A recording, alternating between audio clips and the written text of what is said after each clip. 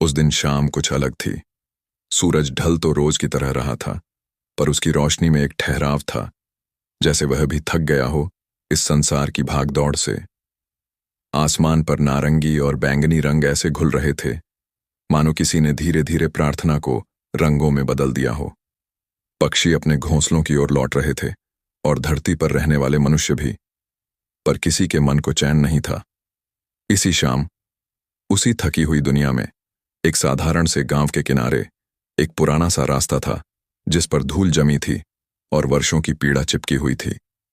उसी रास्ते पर नंगे पांव एक आदमी चल रहा था, चेहरे पर शांति, आंखों में करुणा और चाल में ऐसा ठहराव जैसे समय भी उसके साथ धीमा हो गया हो। लोग उसे यीशु बाबा कहते थे। यीशु बाबा कहीं जल्दी में नहीं रहते थे। वे जानते थे कि जिनके पास समय नहीं है, उनके पास प्रेम भी नहीं बचता। रास्ते के किनारे एक बूढ़ा आदमी बैठा था, कमर झुकी हुई, हाथ कांपते हुए, आंखों में बीते वर्षों की थकान। लोग दिन भर उसके पास से गुजरे, किसी ने नहीं पूछा कि वह ठीक है या नहीं। यीशु बाबा उसके पास रुके, मिट्टी पर बैठ गए, जैसे किसी राजा के सामने नहीं, बल्कि अपने ही पिता के सामने बैठे हों। उन्होंने कुछ कहा नहीं, बस उसके कांपते हाथ अपने हाथों में ले लिए। उस बूढ़े की आंखों से आंसू बहने लगे। वह बोला, बाबा, सब चले जाते हैं, कोई बैठता नहीं। यीशु बाबा मुस्कुराए और बोले, जो बैठ जाता है वही परमेश्वर को सबसे पहले पा लेता है। उस बूढ़े के भीतर जैसे वर्षों की पीड़ा पिघलने लगी। ये कोई चमत्कार नहीं था, ये सुन लिए जाने का चमत्कार था। शाम गहराती गई, गांव की गलियों में दिए जलने लगे। एक घर से रोने की आवाज आ रही थी। भीतर एक मां बैठी थी, जिसके बेटे ने सुबह कहा था, अब जीने का मन नहीं। वह मां अपने आंचल से आंसू पोंछ रही थी और खुद से ही पूछ रही थी कि कहां चूक हो गई। यीशु बाबा उस घर के दरवाजे पर रुके। उन्होंने दरवाजा खटखटाया नहीं, बस बाहर खड़े रहे। थोड़ी देर में वह लड़का बाहर आया, आंखें लाल, मन टूट चुका। उसने यीशु बाबा को देखा और चौंक गया। आप कौन हैं? उसने पूछा। यीशु बाबा बोले, वही जो तब भी था जब तू रोया था, और वही जो तब भी रहेगा जब तू फिर मुस्कुराएगा। लड़का कुछ नहीं बोला, बस जमीन पर बैठ गया। उसकी सिसकियां हवा में घुल गईं।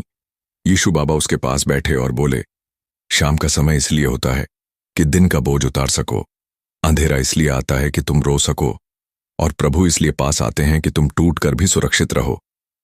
धीरे धीरे गांव के लोग इकट्ठा होने लगे। कोई बीमार था, कोई टूटा हुआ, कोई अपराध बोध से भरा, कोई अकेलेपन से। यीशु बाबा ने किसी को भाषण नहीं दिया। उन्होंने बस कहानी सुनाई, एक चरवाहे की कहानी, जो एक खोई हुई भेड़ को ढूंढने अंधेरे में निकल पड़ा था। उन्होंने कहा, परमेश्वर बहुमत नहीं देखता, वह खोए हुए को देखता है। लोगों के दिल में कुछ हिलने लगा। किसी ने महसूस किया कि शायद वह भी वही खोई हुई भेड़ है। शाम अब रात में बदल रही थी। चांद निकल आया था, पूरा नहीं, पर जितना था उतना ही काफी था रास्ता दिखाने को। एक औरत आई, जिसके हाथ में कोई नहीं था। पथ छोड़ गया था, समाज ने मुंह मोड़ लिया था। वह बोली, बाबा, लोग मुझे गुनहगार कहते हैं। यीशु बाबा ने उसकी ओर देखा, ऐसी नजर से जिसमें कोई मोल भाव नहीं था। बोले, जब पत्थर उठाने वाले थक जाते हैं, तब परमेश्वर बाहें खोलते हैं। वह औरत फूट फूट कर रो पड़ी। उस रात उसने पहली बार खुद को गुनहगार नहीं, इंसान महसूस किया। रात और गहरी हुई, तारे जैसे सुन रहे हों। किसी ने पूछा, बाबा, अगर परमेश्वर प्रेम है तो दर्द क्यों है? यीशु बाबा ने बहुत धीरे कहा, क्योंकि प्रेम बिना दर्द के गहरा नहीं होता, और दर्द बिना प्रभु के सहा नहीं जाता। हवा रुक गई। लोग चुप हो गए। किसी के सवाल का जवाब नहीं मिला, पर किसी के भीतर शांति उतर आई। एक बच्चा आगे आया, छोटा सा, नंगे पांव। बोला, बाबा, क्या परमेश्वर मुझे भी सुनते हैं? यीशु बाबा ने उसे गोद में उठाया और कहा, परमेश्वर सबसे पहले बच्चों की सुनते हैं, क्योंकि वे सवाल नहीं, भरोसा लेकर आते हैं। बच्चे ने सिर उनके कंधे पर रख दिया। वह सो गया, शायद पहली बार बिना डर के।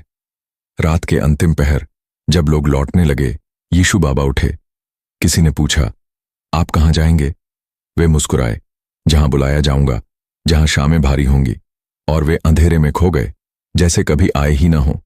पर गांव वैसा नहीं रहा। रास्ता वही था, घर वहीं थे, पर लोगों के भीतर कुछ बदल गया था।